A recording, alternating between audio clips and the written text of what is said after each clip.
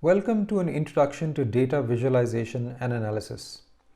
Before we get into the topic at hand, let's remind ourselves where we are in the generalized research cycle.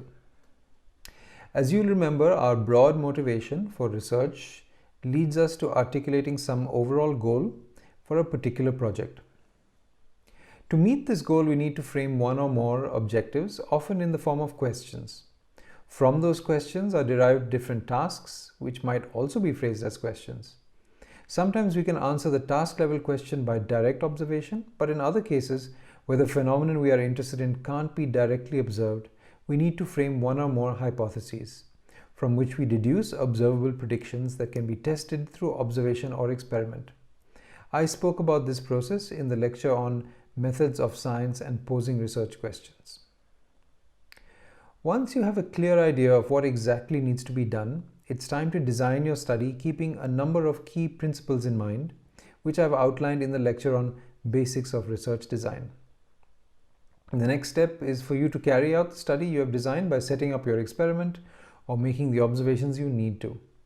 This is not a trivial task in itself, but we will skip forward to the point where you have your data, you have digitized it, have checked for errors, and now you need to visualize, analyze, and interpret the information you've collected, such that you can say something about the question you started out with. The basic tools you have available for this are data visualization and data analysis, and I will admit to you that it's not easy to become proficient in these skills. It's easy enough to follow the instructions in a statistics textbook, but unfortunately good analysis and visualization doesn't result from following a fixed recipe. Rather, we have to try and develop an intuition about data and how to treat data in order to extract the information we need. For this, we have to try and get as familiar as possible with numbers and other kinds of data and the ways in which we can work with them. So to start us off on this journey, let's take a look at the different types of data we might deal with during the course of our research. We start with categorical data, in which each entity we look at has some state that we can name. So these are sometimes also called nominal data. For example, this bird might be an Asclepias and the other bird a Jungleprinia and the third one a Plaineprinia, or this Asclepias might be male and the other female. Crudely speaking, we can also think of colors as categories like red or blue or yellow.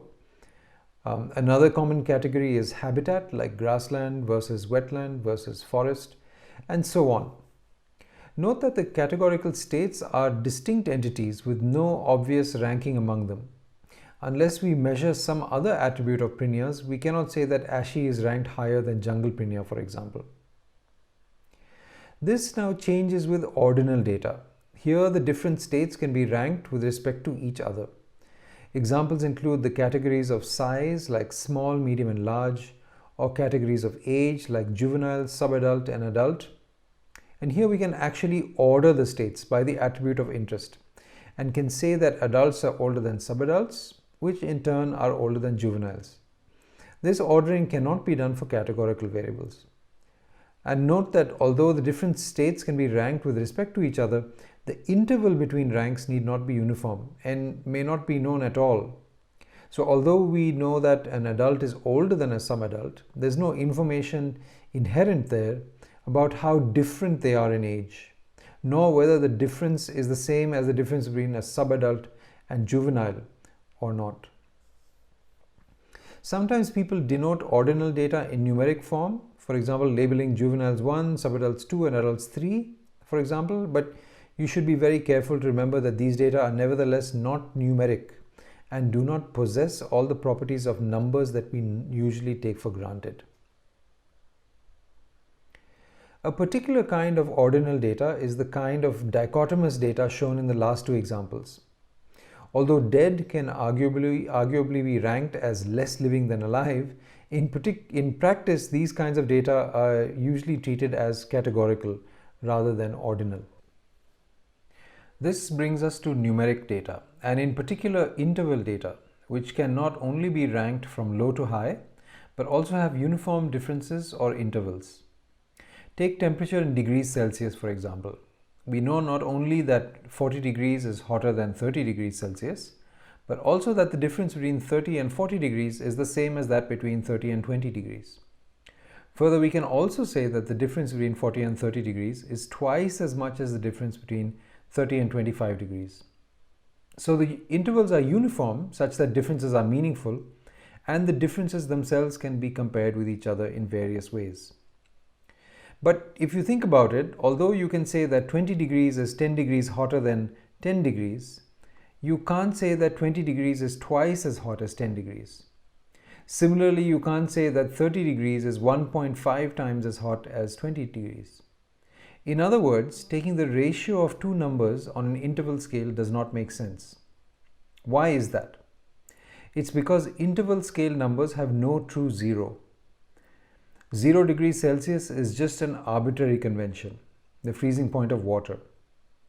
If we used a different convention, like assigning 0 as the freezing point of alcohol, which is at minus 114 degrees Celsius, then what we now call 20 degrees would actually be 134 degrees, and 10 degrees would be 124 degrees. The difference between them remains the same, but the ratio completely changes. Similarly, if we used Fahrenheit as our arbitrary convention instead, again there's no true zero. We could measure temperature in Kelvin if we wanted a true zero, but as commonly measured, temperature is on the interval scale with no true zero, and therefore ratios of temperatures are not meaningful. Now, measures that are associated with a true zero are called ratio scale data, because ratios of such numbers make sense, in addition to the intervals being uniform and there being an order among them. Examples include length, area, weight, counts, and so on. All of these have true zeros, and saying that the height of this tree is 1.3 times the height of another, or that I've counted twice as many birds in the park compared with at the lake, all of this makes sense. So these are the most common types of data that we would usually handle, but a quick word about a couple of other data types. Circular data are similar to interval data in that there is no true zero. Examples of circular data are angle, direction, time of day, and time of year. In all cases, the so-called starting or 0 point is arbitrary. At the top of the paper for direction, at midnight for time of day, near midwinter for time of year. Another key point to remember is that in circular data, the numbers wrap around. This means that the difference in angle or direction between 350 degrees and 10 degrees is not 340 degrees, rather it's only 20 degrees. So beware of mechanically performing the usual operations on circular data and treating them as though they are arranged on the standard linear number line. Now, in many situations, we may be dealing with only a restricted part of the circle. For example, the slope of a mountainside might vary only between 0 and 90 degrees, usually more like 0 and 40 degrees. And within this range, we might decide to treat the data as if it were on a linear scale. But if you're dealing with data that go all around the circular scale, then it's best to look up a special branch of analysis called circular statistics. And there are, of course, other kinds of data as well. For example, location data are increasingly common in our studies, where spatial coordinates like latitude and longitude are key attributes. And if spatial analysis is of a particular interest to you, then there's a distinct topic of spatial statistics that you should learn about. In molecular ecology, the raw data might come in DNA sequences or allele frequencies and so on. Again, there are specialized ways of dealing with these. But for the rest of this video, we will focus on the most common data types in our field. We'll talk a bit about categorical data, but really the emphasis will be on numerical data, specifically ratio type data for which there is a true zero. But before that, let's recapitulate what the most common data related tasks are that we would encounter in our research. Sometimes our task is to measure a single thing in a single place, for example, the number of bird species in a grassland. More often, it's a comparison that's of interest. Here we're comparing the number of species in burnt and unburnt grassland to see which category of grassland has more species and by how many.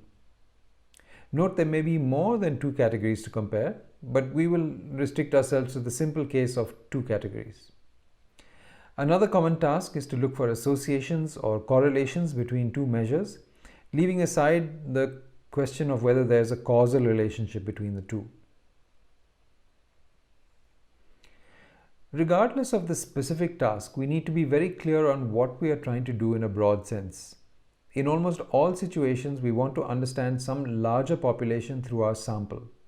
If you recall, the population is the larger frame to which we want to be able to generalize. Since we typically can't measure the entire population, we take a sample from the population and we try to design our sampling strategy such that the sample is representative of the population. The word population is used in a statistical sense here. It may refer to an actual population like the population of Great Indian bustards in Rajasthan, or it may refer to a metaphorical population such as the population of all possible 1 hectare plots in Desert National Park. The whole point of our study design, data collection and analysis is to be able to draw conclusions about the population as a whole from the restricted sample that we are actually able to measure. Now, some jargon is needed here. That aspect of the population which we are trying to measure is called the parameter, and what we actually measure through our sample is called the estimate. So, for example, if we wanted to understand the population density of bustards, we do so by estimating the sample mean density and of course hoping that it is not too far from the true population mean density. Notice that I use the word population in two senses here. First, to refer to the numbers of bustards, and second, to refer to the larger set that we want to generalize to. I've done this deliberately, not with the intention of confusing you, but rather to illustrate that different areas of science use the same word to mean different things, and we should guard against the resultant confusion. Here, one use of the word population is from the discipline of demographic analysis, and the other use is from the discipline of statistics. Similar examples of multiple meanings for the same word include the word error and the word hypothesis. Both will be described a little bit later. Another thing that's useful to know is a bit about conventions of statistical notation. One convention is that population parameters are usually written in Greek letters. For example, the population mean is often written as mu, while on the other hand, samples are denoted in Latin letters. For example, what you measure is usually written as x, and the convention for the sample mean is to be written in that same letter with a horizontal bar on top, in this case x bar. And another convention is to denote specific samples with numbered subscripts. If I measure the trains of 10 peacocks, then I could call those 10 measurements x sub 1, x sub 2, and so on until x sub 10. And the general notation would be x sub I. So for example, the formula for the sample mean would look like this: the sum of all x sub i's divided by the sample size n. Another technical word is the term variable, which refers to the aspect being measured. Here, p-foul train length. In the notation above, we denote the variable by x according to convention, but we could just as well denote it by y or z or anything else we wanted.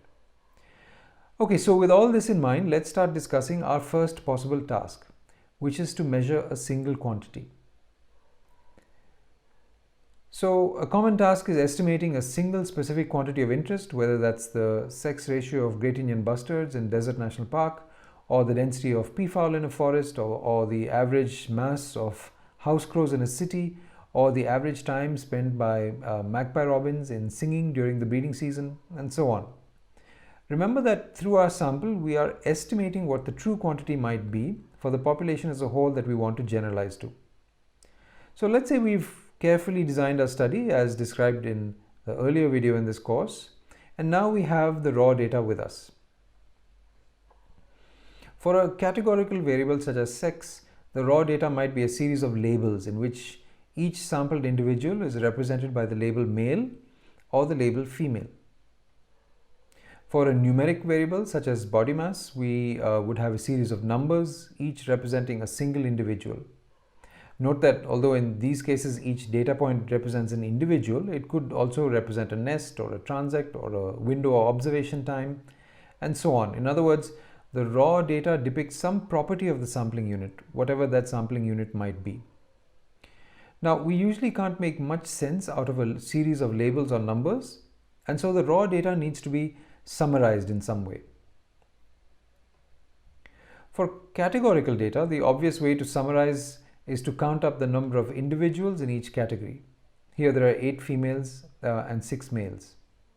I'm using here an example with only 2 categories for simplicity, but of course there could be multiple categories. Like if you had 51 ashy prinyas, 15 jungle prinyas, 25 plain prinyas, and 11 grey-breasted prinyas. So these 2 summaries are examples of what's called a frequency table. If the raw data are numeric, the usual next step is to summarize them also in a frequency table. If the numbers can take only integer values over a small range, like the number of eggs laid by a female, then we can just count up how many females laid a certain number of eggs, from 1 egg to 5 eggs here. So there are 2 columns in the summary, the number of eggs and the corresponding number of data points, in this case females, and this is also known as the frequency of data points, hence the term frequency table. If the range of integer values is large, or if the numbers are not integers but rather decimals, then we create bins of values and count up how many data points fall into each bin, just as before. What information can we extract from these frequency tables, and how are those related to the population parameter that we are trying to estimate? For categorical data, we often want to estimate the proportion of the population that falls in one category or another, and this can easily be calculated from the frequency table. Remember that this is only the sample proportion, and we hope, but we don't know for sure, that it's somewhere near the population proportion.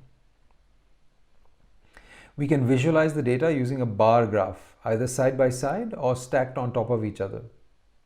Notice though that the visual comparison between the 2 numbers is easier when the bars are side by side.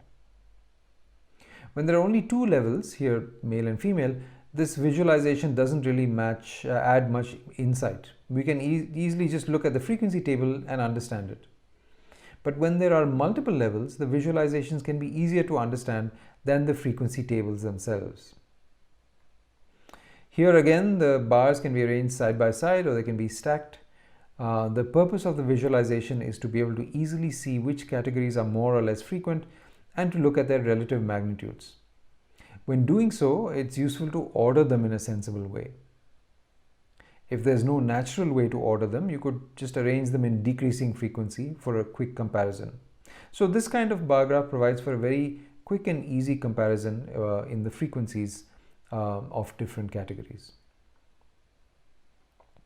Now, you'll often have seen pie charts used to visualize frequency data of this nature, but I strongly recommend against doing so for any serious purpose.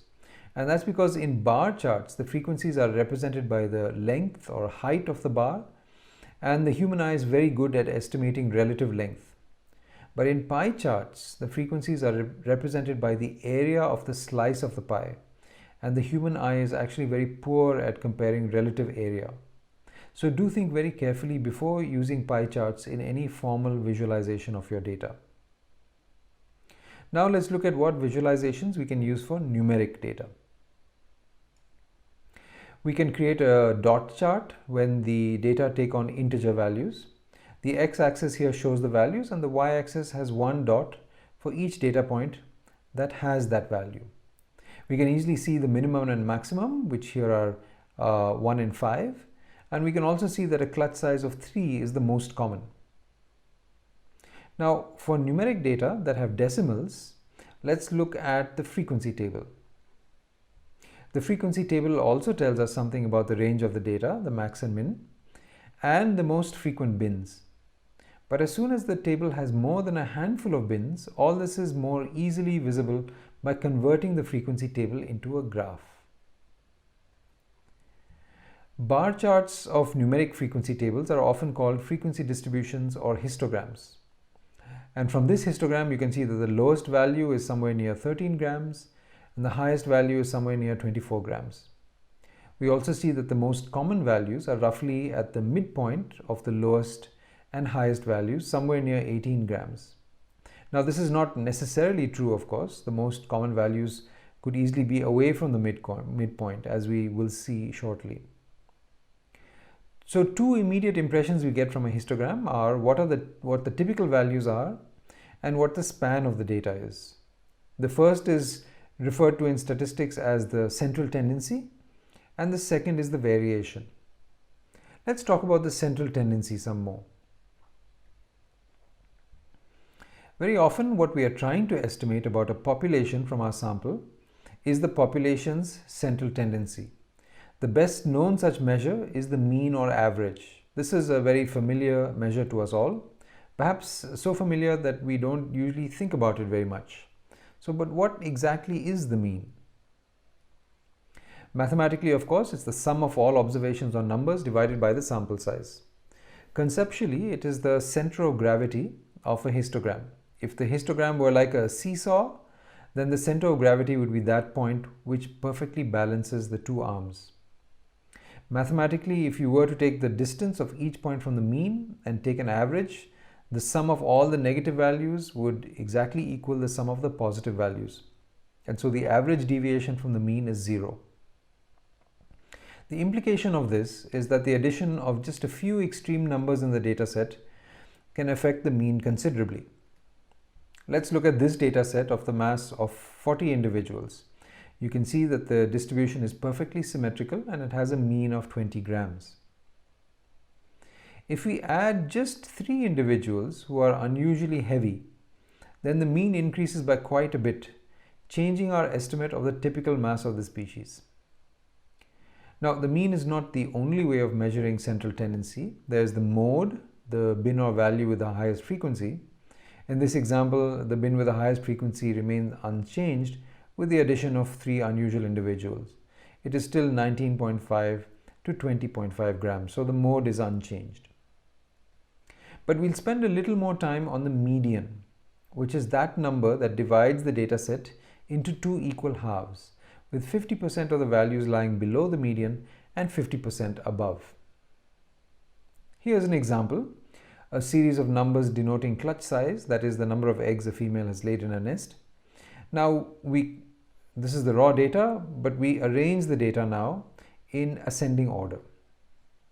And since we have a total sample size of 31, which is an odd number, the median is the value in the 16th position, so that there are 15 data points lower than the median and the same number of data points larger than the median.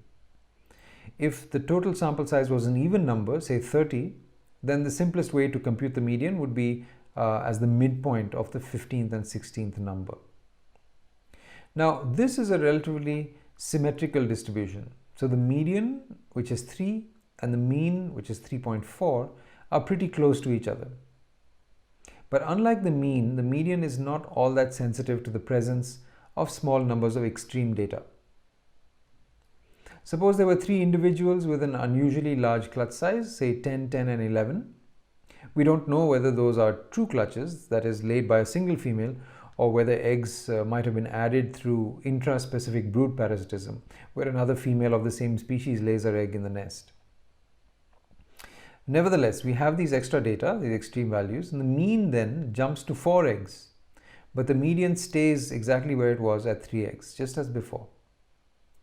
This property of the median, that it is relatively unmoved by unusual or extreme data, is called robustness. And we say that the median is a more robust measure of central tendency than the mean. Now, despite this, the vast majority of studies in ornithology and ecology use the mean, and we will largely follow that for the remainder of this video. But I would urge you to carefully consider using the median and not just default to using the mean just because that's what others have done. Apart from central tendency, the other key thing that we want to understand about a single quantity is its variation, both because it's interesting in its own right and also for what it implies about other aspects of data analysis and interpretation. The simplest and most crude measure of variation is the range, that is the difference between the smallest and largest values in the data, the minimum and maximum. But the range is unsatisfactory for two reasons. First, it is not a robust measure, and so a single value can change it considerably.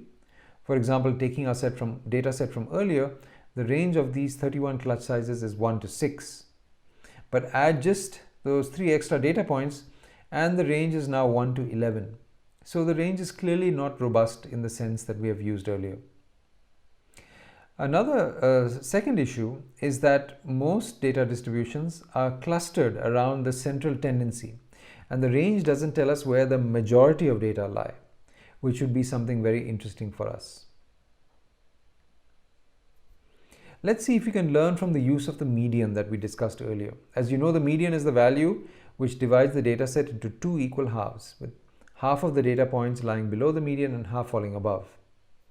We can do something similar using a different criterion. For example, we can define a point that separates the lower 25% of the data from the upper 75%. Let's call this point a quartile, because 1/4 of the data lies below. Its mirror point is that which separates the lower 75% of the data from the upper 25%. Now we take these two quartiles and the median and put them on the sorted data or the frequency distribution of the data, and then we have divided the entire data set into 4 equal parts. 1/4 of the data lies below the first quartile, another quarter lies between the first quartile and the median, which we can call the second quartile. Yet another quarter lies between the median and the third quartile, and the final quarter is above the third quartile. So now we could use the range between the first and the third quartiles as our measure of variation. It tells us the limits within half of the data lie. But of course, we don't have to restrict ourselves in this way. We can define any other limits. We could just as well divide the data into, say, 100 equal parts. Then 1% of the data would lie below the first of the corresponding dividing points. Another 1% would lie between the first and second dividing points, and so on. These dividing points are called percentiles, since they cut up the data into 100 equal parts. Percentiles are easy to interpret. The 10th percentile is the dividing point between the lowest 10% of values and the upper 90% of values.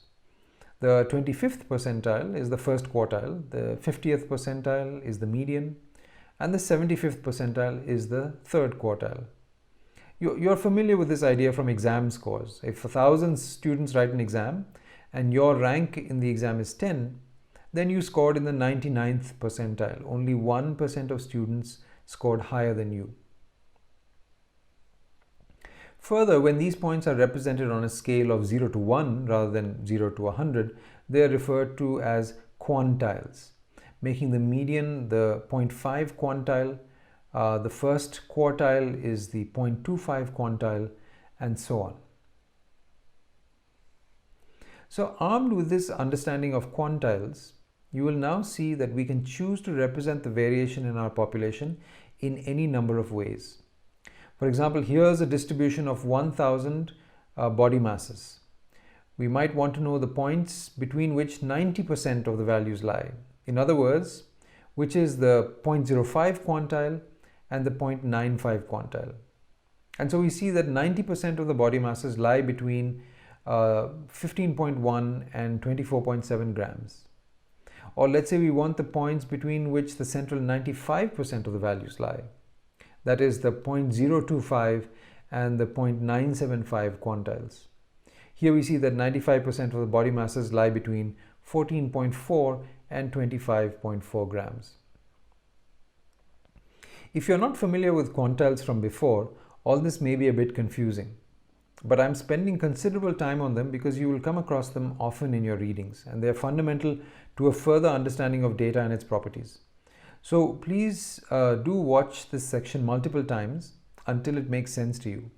And also play around with numbers on a piece of paper or in a spreadsheet program, sorting them and counting up places until you feel you've gained an intuitive understanding of quantiles. Okay, so much for quantile-based measures of variation for now. Let's talk about another measure, which many of you will be familiar with. Let's say we wanted to construct a measure of variation as something that tells us how far the average data point is from the mean. Taking this literally, we can calculate how far each data point is from the mean and then take an average. Unfortunately, as discussed earlier, one of the properties of the mean is that the sum of all deviations from it is 0, with the positive deviations exactly equal to the negative deviations. So this doesn't work. Now we could potentially get rid of the negative sign by taking the absolute deviation, but instead we'll use another method of removing the negative sign, which is by squaring. We square each deviation and add all the squared deviations up and take the mean. Now, one further complication. When taking the mean, we divide the sum of squared deviations not by the sample size, that is how many numbers we have, but rather by what's called the degrees of freedom. So let's make a quick detour to understand what degrees of freedom means. Suppose I tell you that I have a series of 4 numbers. Without any more information, you're free to imagine absolutely any 4 numbers. And we say that the degrees of freedom in this case is 4. Now imagine that I also tell you that the mean of these 4 numbers is 6. Now a constraint has been added, which means that you can't imagine absolutely any 4 numbers anymore. I can pull out 1, 2, 3 numbers out of a hat, but once I have reached 3 numbers, the 4th one has to be a particular number such that the overall mean is what I told you. Let's try this out. I can choose anything for the first number, say 5. Then I can choose anything for the second number, say 4. Then I can choose anything for the third number, say 8. Now once we have chosen 3 of the 4 numbers, the 4th number can be only one thing if the mean of the series is set at 6. The 4th number has to be 7. No other number in the 4th place would give a mean of 6. So I had the freedom to choose any 3 numbers, but once those 3 numbers were chosen, the 4th was fixed. We say in this situation that the degrees of freedom is n minus 1. In general, the degrees of freedom to be used in a calculation is the total number of data points minus the number of parameters previously estimated from the data. In this example, we have calculated one parameter, the mean, so the degrees of freedom is 4 minus 3. In fact, in many statistical applications, it's more appropriate to use the degrees of freedom rather than the overall sample size. So with that in mind, let's get back to our measure of variation. We divide by the degrees of freedom rather than the sample size, and so now this quantity is the average square deviation from the mean. This is a standard statistical measure called variance. And since the numerator has squared deviations, the variance is in square units. If x is centimeters or peacock's tail, then the mean may be 130 centimeters, but the variance is, say, 25 centimeters squared. To bring the variance back to the original units, we have to take the square root, so 5 centimeters. And this is called the standard deviation. Recall also that these calculations are being performed on a sample from the population we want to generalize to. So what we have is the sample standard deviation S, which you hope is not very far from the population standard deviation sigma. Again, Latin letter for the sample estimate and Greek letter for the population parameter. Variance sometimes is not given its own symbol, but rather is represented as S squared or sigma squared, depending on whether we mean the sample variance or the population variance. Now, intuitively, you can think of the standard deviation as the average distance of data points from the mean, but in actual fact, it's a bit larger than the average distance because squaring the distances before averaging gives extra weightage to more extreme data points, something that's generally worth remembering. By the way, you might also see a formula for standard deviation that has n in the denominator rather than n minus 1. And the difference is this: if you have the full population that you're interested in, then you would use n. If you have a sample from the population, then using the degrees of freedom, n minus 1, is what is used. In nearly all research, we are sampling from a larger population, and so we use the degrees of freedom rather than n. Now, one point that people often get confused about is what happens to the standard deviation when sample size increases. Let's look at this by first examining what happens to the mean. Let's say we have a series of numbers, which is our sample from the population. We start with the first number in our sample and then the second and the third. And as we proceed with our sampling, we go from left to right in this graph, adding numbers and calculating the running mean with each additional data point. As you can see, the mean bounces around at low sample sizes and then gradually settles down, converging on what we hope eventually is the true population mean.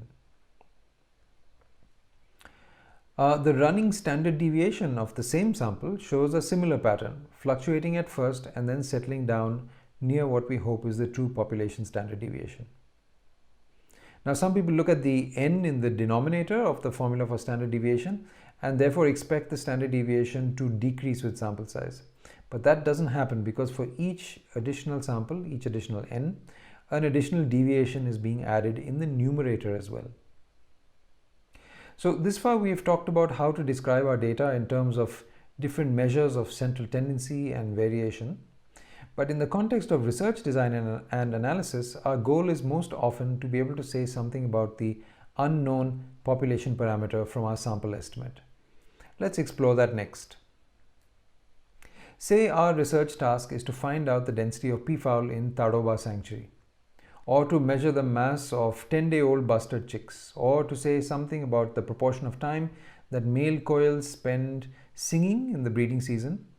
For all these, we take some sort of sample, whether of transects or of broods or of individual birds, and from the mean of these samples, we want to say something about the population. In other words, we hope to get close to the population parameter, in this case the mean, through our sample estimate. So we go out, follow all principles of good study design, as discussed in the previous video, and come up with some estimate of the population mean. Now, how do we know the precision of this estimate, or its inverse, the uncertainty in the estimate? The precision or uncertainty is a crucial component of our result, so that we can conclude something about the population parameter. Our best guess for the parameter is, of course, the sample mean, but the question is it a good guess, a precise guess, or is it a poor guess, an imprecise guess? We do this by constructing what's called a confidence interval, a range within which the true population mean is likely to fall. So we might say that our best guess or estimate for the population mean body mass is 18.5 grams, and we're fairly sure it's somewhere between 16.5 and 20.5 grams if our guess is somewhat precise. Or we might calculate that it's somewhere between 14.5 and 22.5 grams if our guess is not so precise. So how do we calculate the confidence intervals? How do we calculate the degree of precision in our guess? We begin by recognizing that when we take a sample of, say, 30 data points from a population, this is only one of many possible samples of 30 we could have got by chance. We just happen to choose these specific 30 sampling units from which we measure these 30 numbers and calculated a mean. If we had run our random number generator again and sampled another 30, we could have chosen a different set with potentially different measurements and a different mean. And here's another set of 30 numbers we could have sampled, again with a different mean, all differing by chance. So the 30 numbers we happen to measure are one set out of potentially thousands or millions of possible sets we might have drawn by chance. One aspect of major interest is to ask ourselves, if I had drawn another set of 30 from the population, or another, how different would these have been from the actual set of 30 that I did get? If all sets give very similar sample means, that means that chance had a relatively small effect here, and no matter what set of 30 I happen to get, the sample mean is likely to be close to the population mean. On the other hand, if the possible sampling sets are very different in their means, then chance looks to have a very large role to play, and some sample means could be quite far from the true population mean, and perhaps the sample mean that I got in my data is in fact quite far from the true population mean. Now, if only we could construct a frequency distribution of sample means from lots of possible sets that we could have drawn from the population. If we had such a frequency distribution, we could see whether it's a tight distribution with very little variation or a broad distribution with lots of variation. In the first case, we will have more confidence that the population mean is close to the sample mean that we got than the confidence we will have in the second case, where it's a broad distribution of sample means. Now, we won't be able to actually sample the population many times to create this frequency distribution, but we can do the next best thing. We take our sample data set as our best representation of what the population is like. It's really our only representation of what the population is like. So, imagining that these numbers look like the population as a whole, we convert this sample into an imaginary population by repeating the numbers many times. And then we draw a random set of numbers with the same sample size as the original from that imaginary population. And we calculate the mean of that sample. And we repeat this, drawing repeatedly a sample of size n, our original sample size, from the imaginary population, each time calculating the sample mean and writing it down. By the way, in practice, this is called sampling with replacement. It's the same if you write down your n numbers on small pieces of paper, which you all put in a single basket.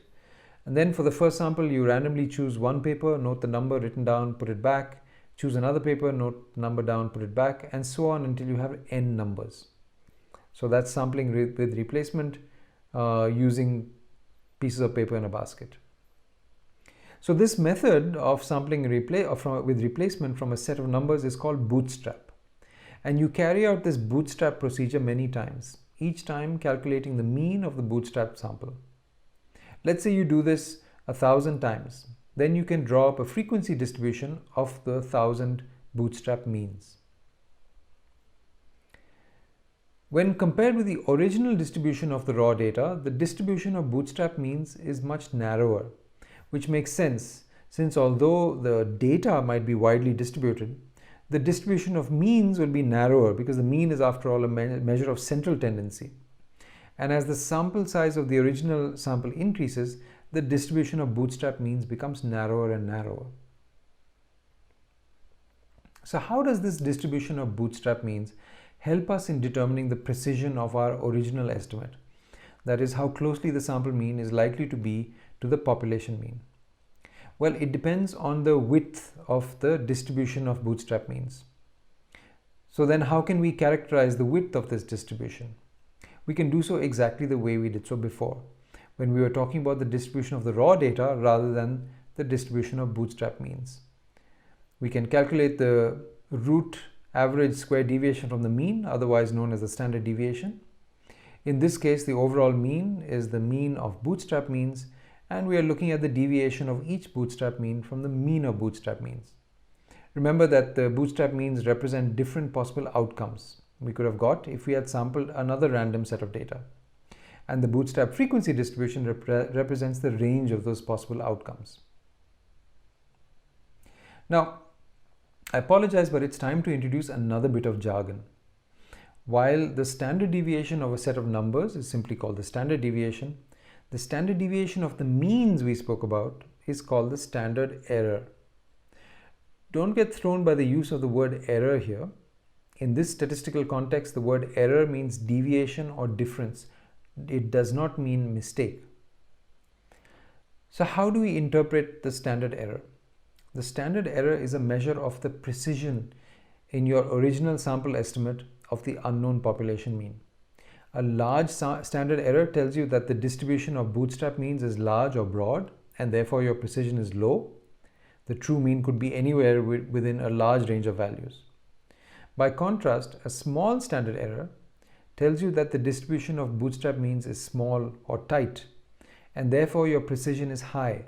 The true mean is likely to lie between a small range of values. But say that's not good enough. We want to be able to describe an actual range of values between which we think, based on the data, that the true population mean lies. For example, we want to say that our best guess is the population mean lies between 12 and 14 or 11 and 15. How can we get those numbers? Well, one way to do this is to go back to the distribution of bootstrap means. And now we take advantage of what we've learned about percentiles and quantiles. We could ask what value corresponds to the 5th percentile or the 0.05 quantile, and what value corresponds to the 95th percentile or the 0.95 quantile. If you're following carefully, you will realize that 90% of the distribution lies between the 5th and the 95th percentile. If you haven't understood this, it might be good to go back and review the section on quantiles. So we call these two values the confidence limits and the range between them the confidence interval.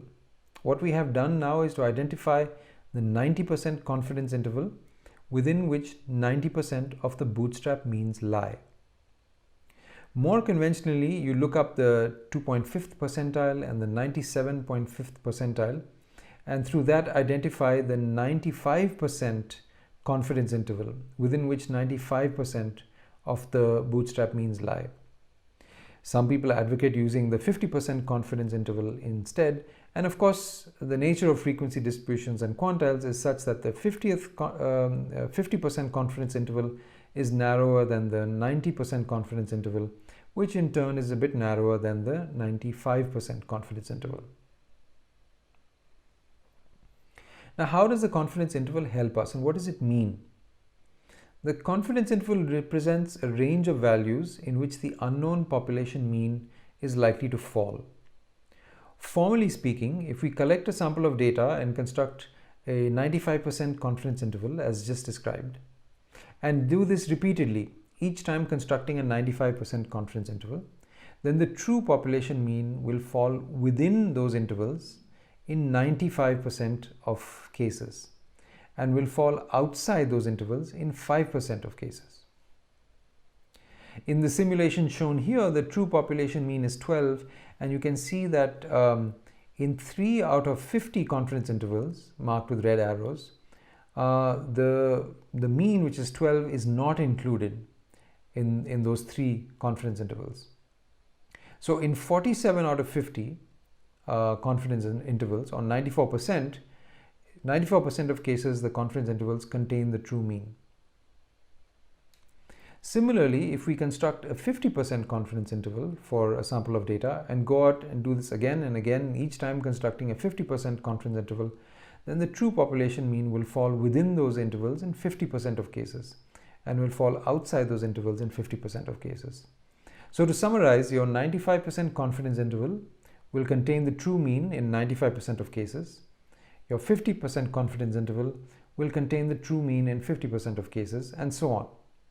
And this is of course assuming that your sample is unbiased and randomly chosen from the population and all that good stuff. Statistical analysis can't make up for flaws in study design, unfortunately.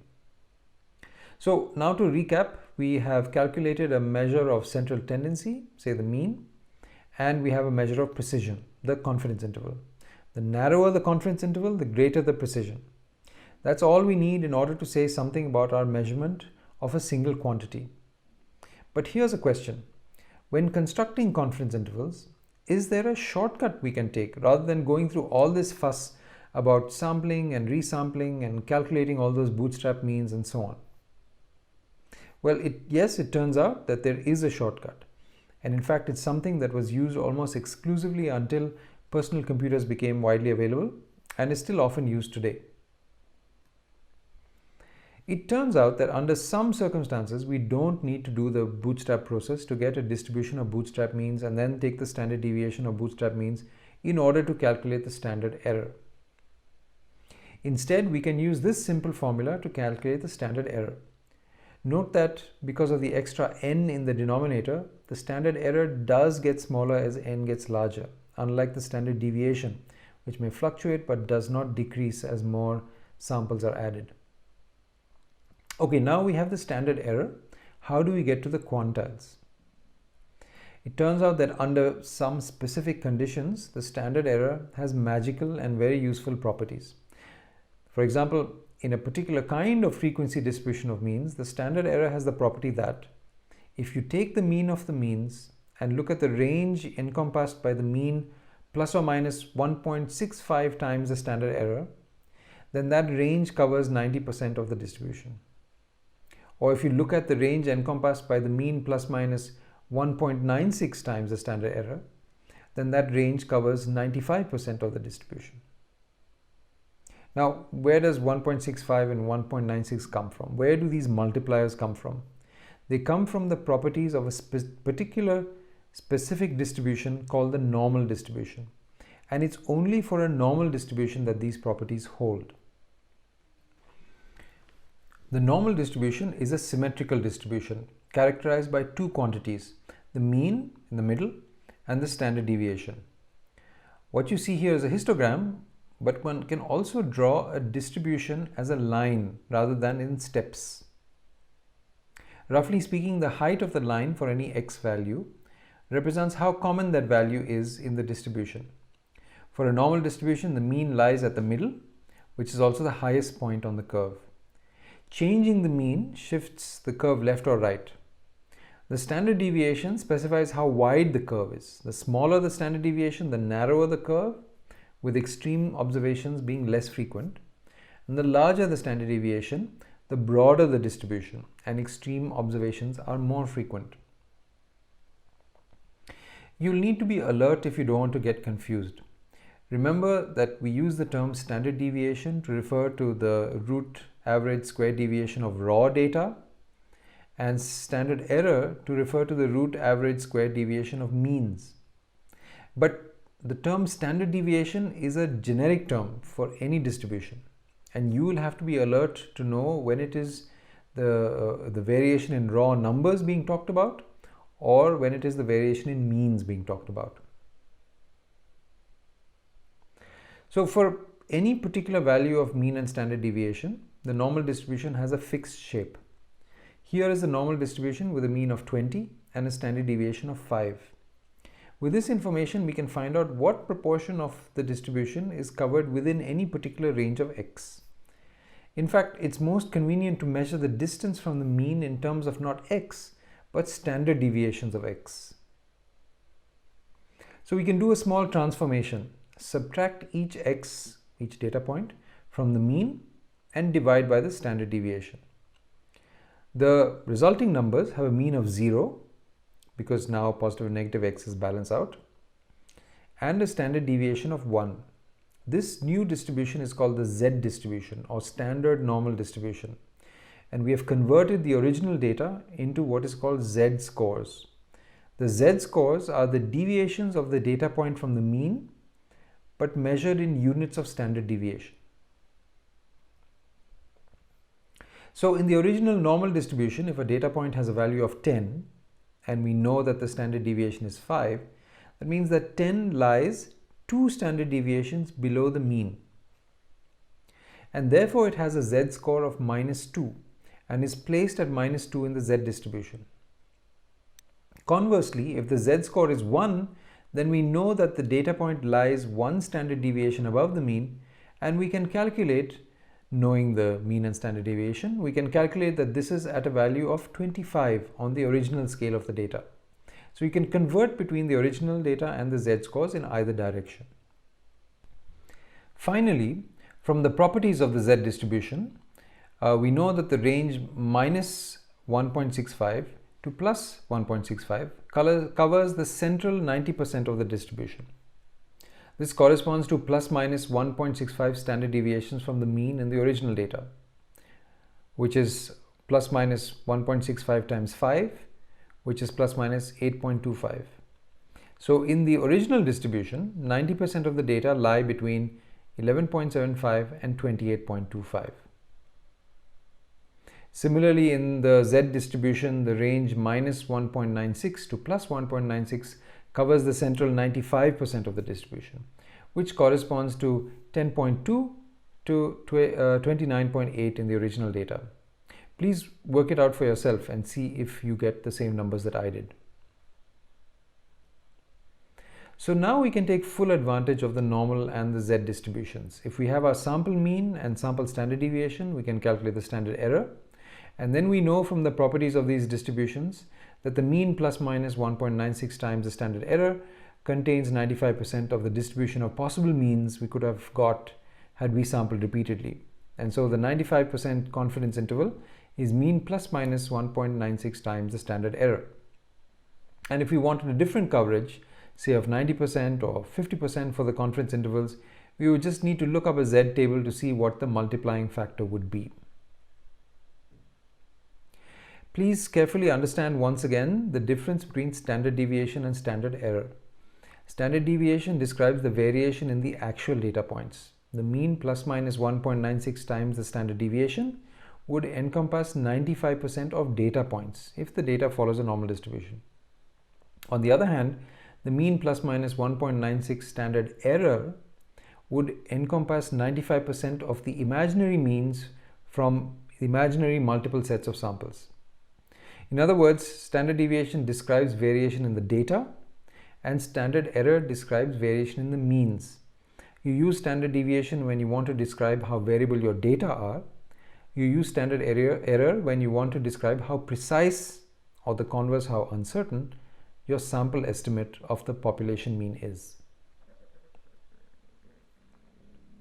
Now, as discussed in the earlier lecture on research design, the uncertainty of your sampling estimate is directly proportional to the variation in the population and inversely proportional to the sample size. More variation in the population leads to more variation in your sample, which is reflected in the standard deviation of the sample. Higher sample size brings the means of multiple separate samples close together, reducing the standard error. And this is also reflected in n being in the denominator in the formula for standard error. Now, I said earlier that the standard error has these magical properties under certain conditions. The specific condition is that the distribution of sampling means, of which our observed mean is 1, follows the normal distribution. If it doesn't follow the normal distribution, then we can't use the multipliers 1.96 and 1.65 and so on. And life gets more complicated. Now, we often see that people just assume that the conditions of a normal distribution apply. So the question is, how reasonable is this assumption? Well, it turns out that under a surprisingly broad range of conditions, it is a fairly reasonable assumption.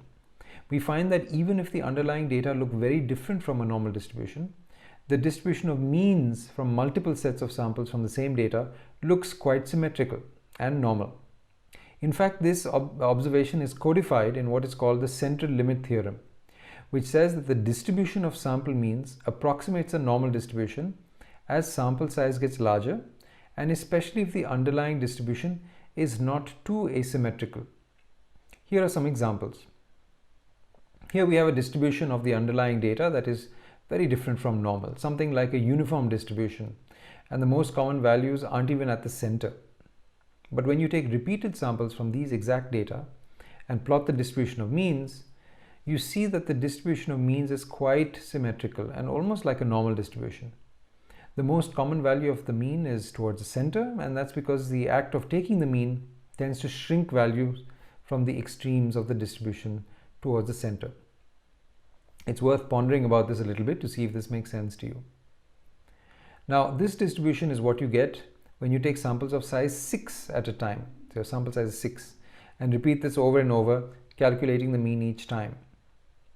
If you were to take larger samples of size 30 instead, then the distribution of sample means would look even more like a normal distribution and would also be narrower. I hope by now you understand why. If we started with a very different shape distribution of the data, this one is skewed towards the right with a small number of extremely large values.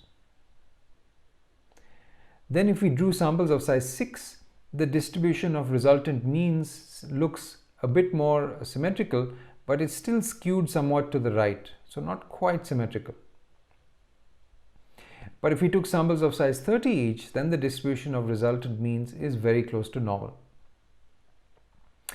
So these two examples demonstrate the central limit theorem, which holds that the distribution of means is approximately normal, especially when the underlying distribution is not too skewed and when the sample size is large.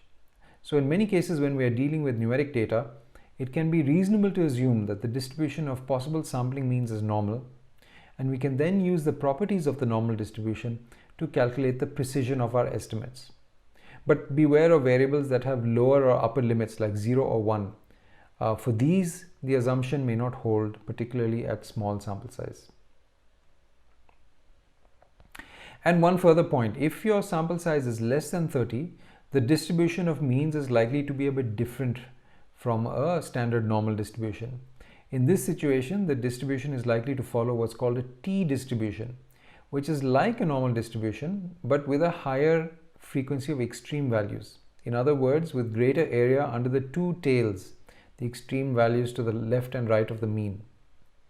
So when the sample size is less than 30, one must use a multiplier from the t-distribution, not from the standard normal distribution.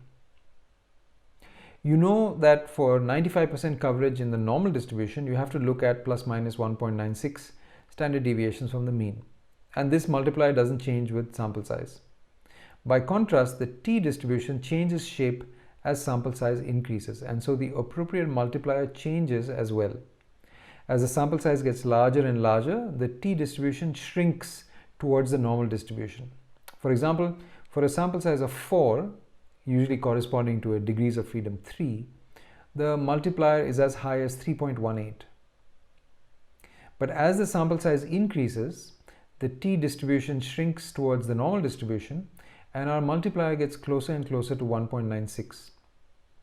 So because the t-distribution reduces to the normal distribution at large sample sizes, in practice most statistical software programs always use the t-distribution to calculate the multiplier, since it takes care of matters regardless of sample size. So that brings us to the end of our description of what is involved in measuring a single quantity.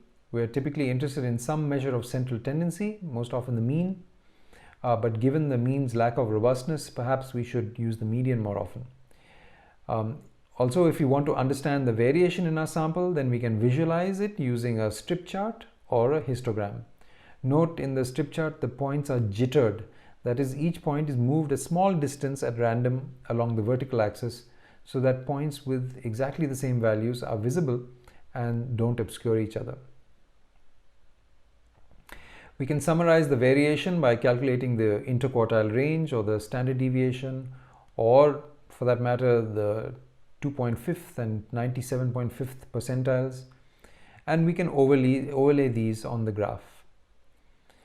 Now this is for describing the variation in the sample.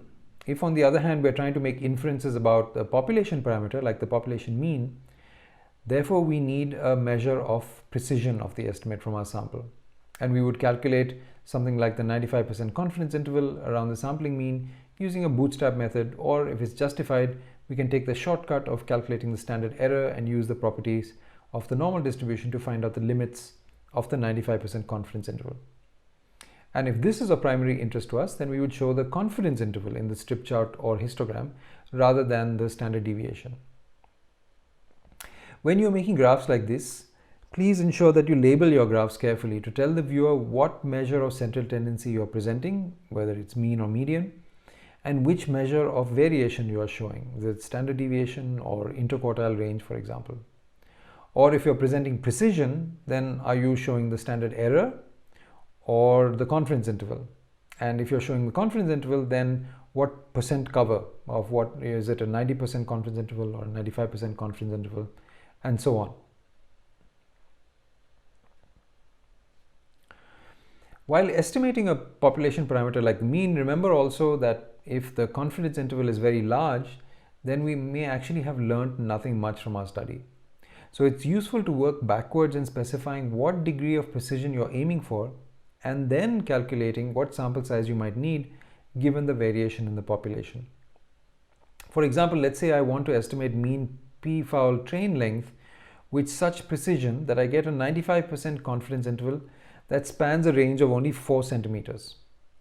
So what we need is for 1.96 times the standard error of our study to be around 2 centimeters, since we calculate the mean plus as well as minus that number.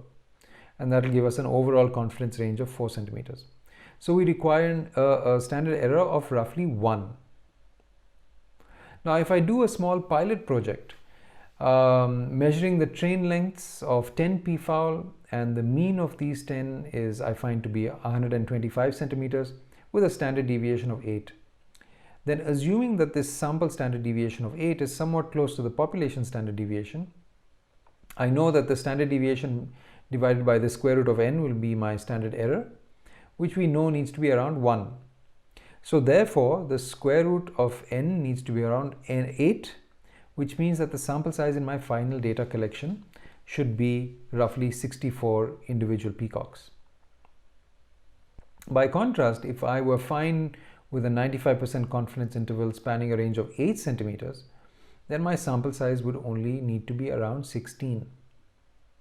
So now you know the answer to that eternal question, what sample size should I have? The answer is that it depends. Specifically, it depends on the variation in your population, and it depends on how much precision you need in order to address the research question you are tackling. The first you can measure in a pilot study or possibly by getting a clue from the literature. The second is a decision you have to make, often a subjective decision, and a decision you still have to make even if you're uncomfortable with the subjectiveness of it.